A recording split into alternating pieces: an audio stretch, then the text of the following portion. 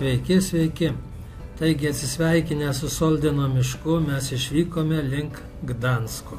Neprivažiavę Gdansko mes apsistojome nedidelėme kempinge ir čia nutarėme praleisti 2 dienas. Ir štai pernakvoję anksti ryte išgirdome bevirstančias šiukšlių dėžes. Labas rytas, laputė. Išėję į lauką aptikome vietinį šiukšlių dėžių revizorių. Jis drąsiai vaikštinėjo po teritoriją ir dirbo savo darbą. O ir bendrauti su mumis nenorėjo, todėl mes įsiruošėme važiuoti į Gdanską. Atkabinome vagonėlį, palikome kempingę, o patys išvykome.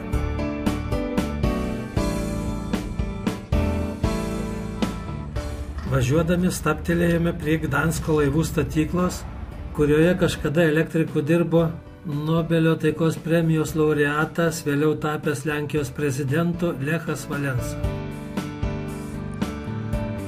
Na, bet pagrindinis mūsų tikslas buvo pasivaikščioti po gražų Gdansko miestą. Daryt nuotrauką.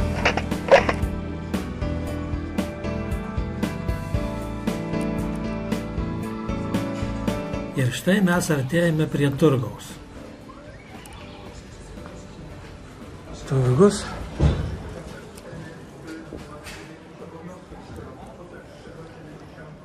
Kai tik įėjome į turgų, aš iš karto supratau, kad šios ekskursijos vadovas jau nebe aš, o Genutė. Pačioj maistas. Iš vadovės reakcijos supratau, kad ne maistas čia svarbiausia.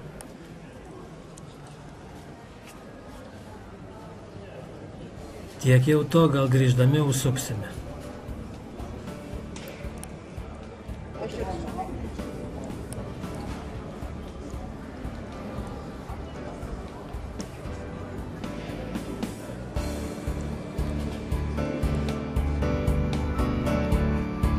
Pagaliau turgaus apžiūra baigta, nupirktas vienas pirkinys ir galime ramiai tęsti miesto apžiūrą.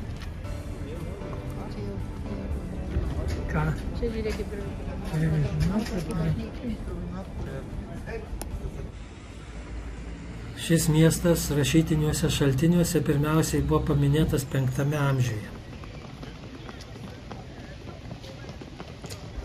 1308 metais kryžiuočiai užėmė Gdanską, tuomet vadino jį Dancigu, ir tik tuomet jau 14 amžiaus viduryje Dancigas įgavo miesto ribas, teisės ir atkūrė prekybinius ryšius ir atsistatė.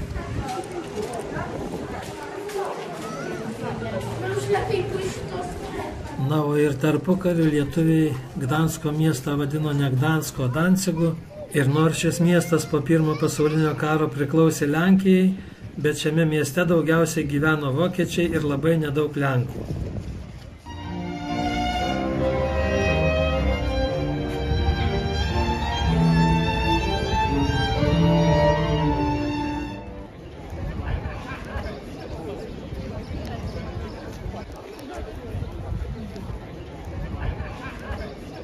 Tūkstantis 1939 metais Vokietija pareikalavo sugrąžinti miestą, o kai Lenkija atsisakė tai padaryti, tai atsirado pretekstas pradėti karą.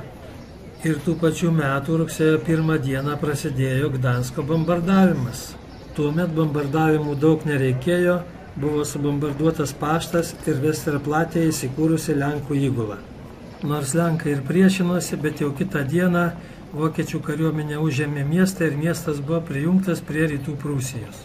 O vokiečių kariuomenė žygiavo toliau link Varšuvos. Ir kaip mes žinome, prieš tai tų pačių metų rugpjūčio 23 dieną Maskvoje buvo pasirašytas nacistinės Vokietijos ir Sovietų Sąjungos paktas dėl nepuolimo sutarties. Ir tuo pačiu metu pasirašyti slapti dokumentai dėl Vidurio ir Rytų Europos padalijimo. Todėl 1939 metų rugsėjo 17 dieną Sovietų armija įsiveržė į Rytų Lenkiją ir taip Lenkija buvo padalinta pagal Ribbentropo-Molotovo paktą. Todėl pagrįstai galima teigti, kad Antras pasaulinis karas prasidėjo 1939 metų rugsėjo 1 dieną Gdansko mieste.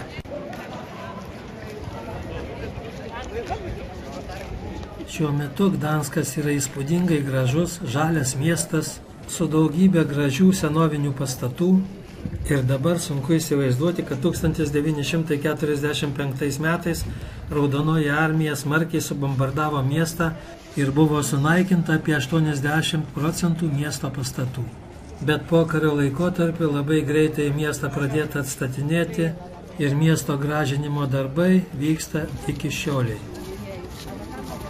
Tai va tiek labai trumpai papasakoju jums Gdansko istoriją. Manau, kad verta apsilankyti Gdanske ir jeigu dar nesate buvę, tai rekomenduoju čia atvykti. Nes Gdanskas yra visai netoli nuo Lietuvos ir daugelis turizmo agentūrų siūlo šį maršrutą. Suk į kairę.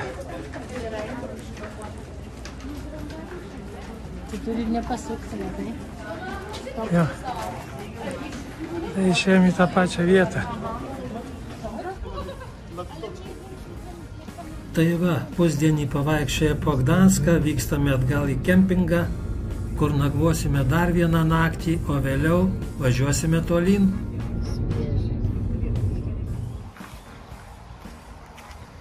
Grįžę į kempingą radom nedidelių pakitimų, nes kempingo pakraštyje stovėjo keletas palapinių.